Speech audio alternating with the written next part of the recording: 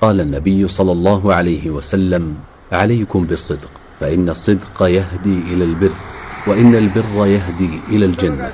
وما زال الرجل يصدق ويتحرى الصدق حتى يكتب عند الله صديقا. وإياكم والكذب، فإن الكذب يهدي إلى الفجور، وإن الفجور يهدي إلى النار. وما يزال الرجل يكذب ويتحرى الكذب حتى يكتب عند الله كذابا.